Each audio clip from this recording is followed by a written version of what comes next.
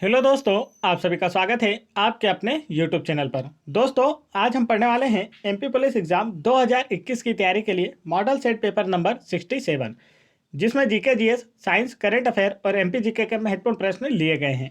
तो चलिए शुरू करते हैं। देखते हैं आज का पहला प्रश्न। आज का पहला प्रश्न है, हाल ही में बाय बाय कोरोना नाम से लिखी गई दुनिया की पहली वैज्ञानिक कार्टून पुस्तिका के लेखक कौन है। पूछा गया आपसे, हाल ही में बाय बाय कोरोना नाम से लिखी गई दुनिया की पहली वैज्ञानिक कार्टून पुस्तिका के लेखक कौन है। तो इसका जो राइट आंसर है वह है ऑप्शन नंबर एक, डॉक्टर प्रदीप श्रीवास्तव। हाल ही में बाय बाय कोरोना नाम से लिखी गई दुनिया की पहली वैज्ञानिक कार्टून पुस्तिका के लेखक डॉक्टर प्रदीप श्रीवास्तव हैं।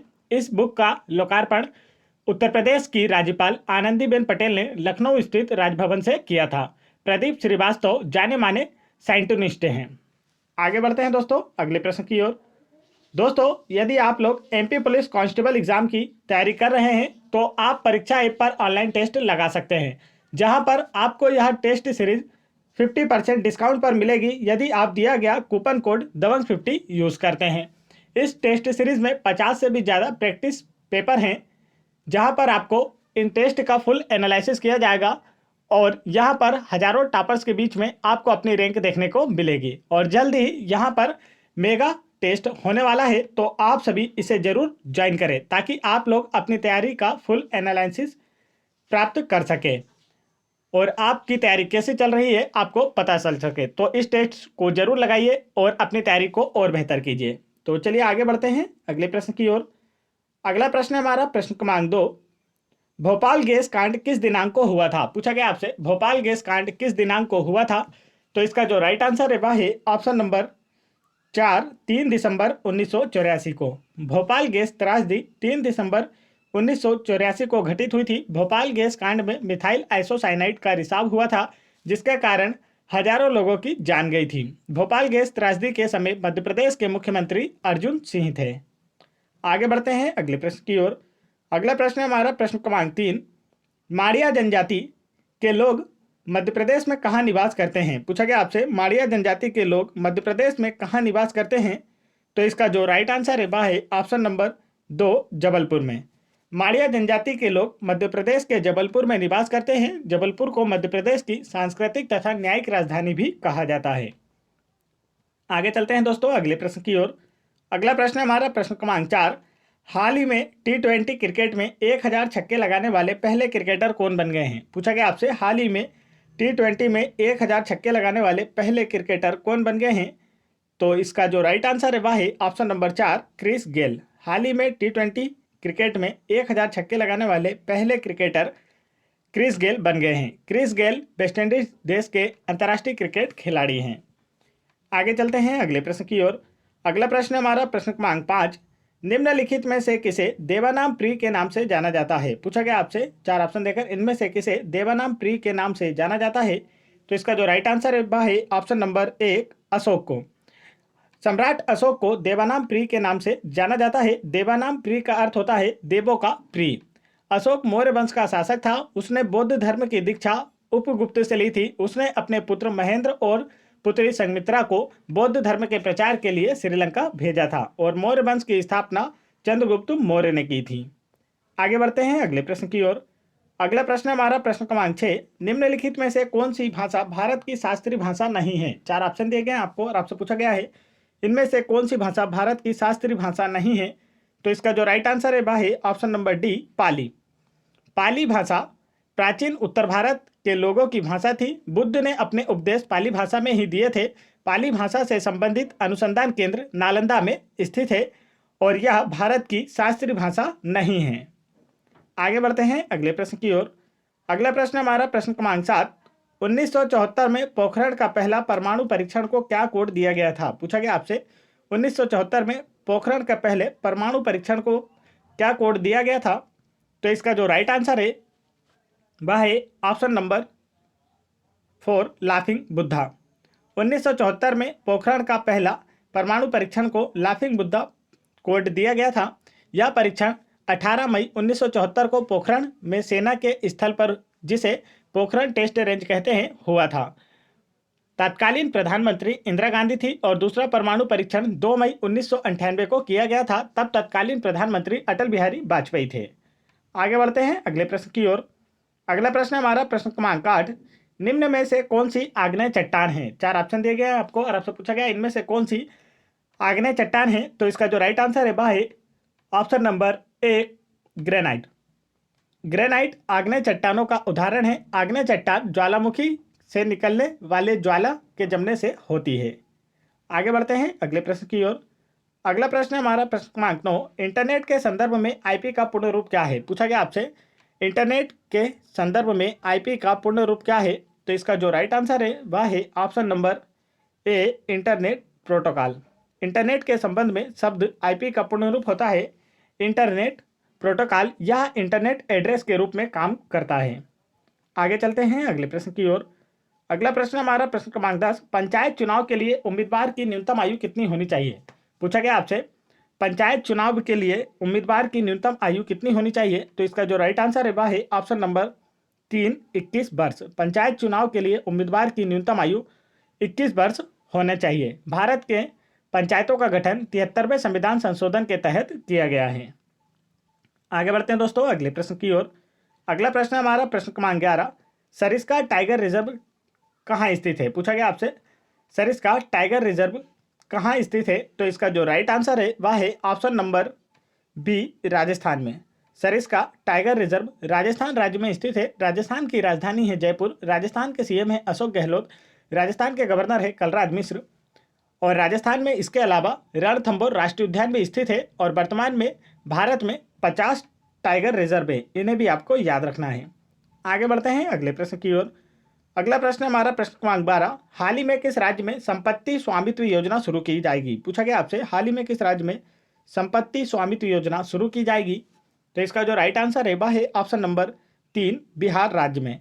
हाल ही में बिहार राज्य में संपत्ति स्वामित्व योजना शुरू की जाएगी। बिहार की राजधानी है पटना। बिहार के सीएम है नीतीश कुमार। बिहार के गवर्नर हैं फागू चौहान।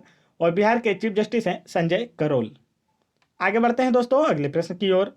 अगला प्रश्न है हमारा प्रश्न क्रमांक 13। प्रधानमंत्री मुद्रा योजना के तहत निम्नलिखित में से कौन से प्रकार का ऋण उपलब्ध नहीं है? पूछा गया आपसे प्रधानमंत्री मुद्रा योजना के तहत निम्नलिखित में से किस प्रकार का ऋण उपलब्ध नहीं है। तो इसका जो राइट आंसर है वह है ऑप्शन नंबर ए, पुरुष।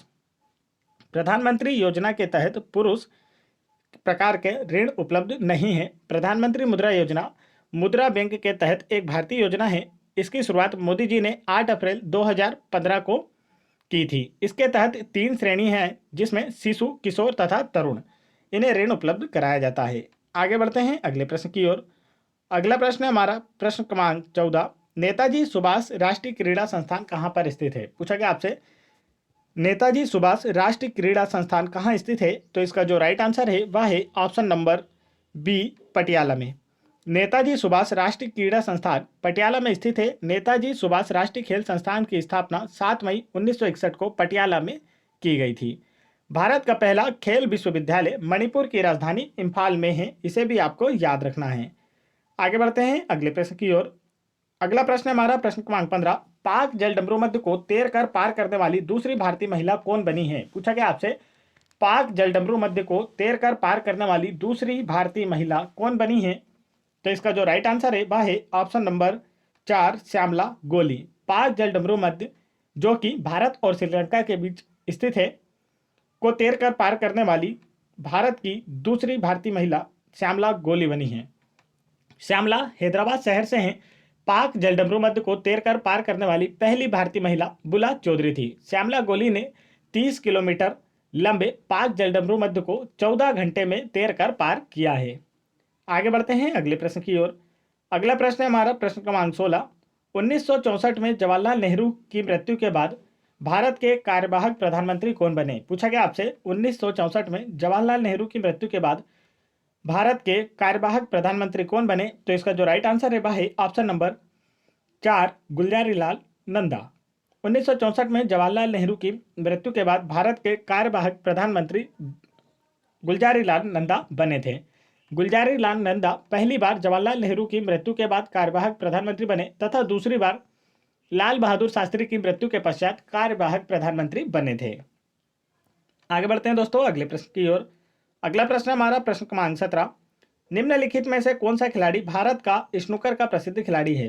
4 ऑप्शन दिए गए आपको और आपसे पूछा गया इनमें से कौन सा भारत का प्रसिद्ध स्नूकर खिलाड़ी है?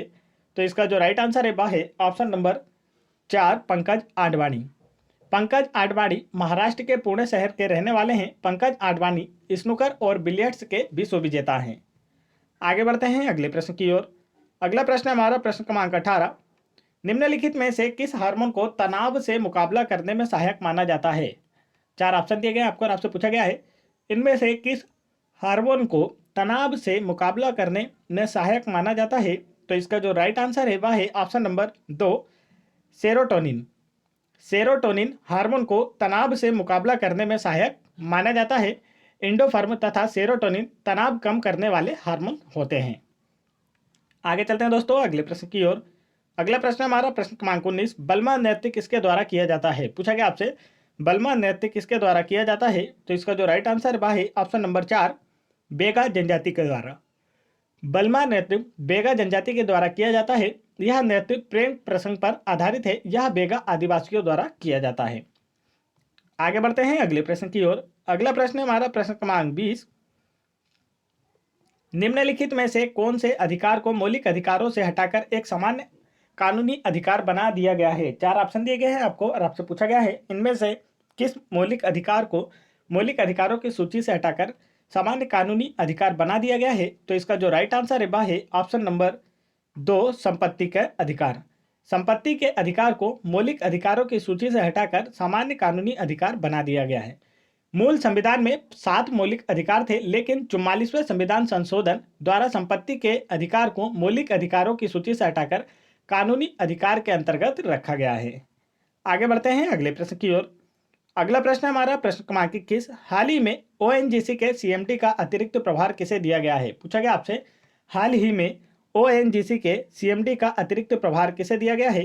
तो इसका जो राइट आंसर बा है ऑप्शन नंबर 3 सुभाष कुमार को। हाल ही में ओएनजीसी के सीएमडी का अतिरिक्त प्रभार सुभाष कुमार को दिया गया है। ओएनजीसी का फुल फॉर्म होता है oil and natural gas corporation limited. आगे चलते हैं दोस्तों अगले प्रश्न की ओर। अगला प्रश्न हमारा प्रश्न क्रमांक 22। निम्नलिखित में से कौन सा मौलिक कर्तव्य के अंतर्गत नहीं आता है? 4 ऑप्शन दिए गए आपको और आपसे पूछा गया है इनमें से कौन सा मौलिक कर्तव्य के अंतर्गत नहीं आता है? तो इसका जो राइट आंसर है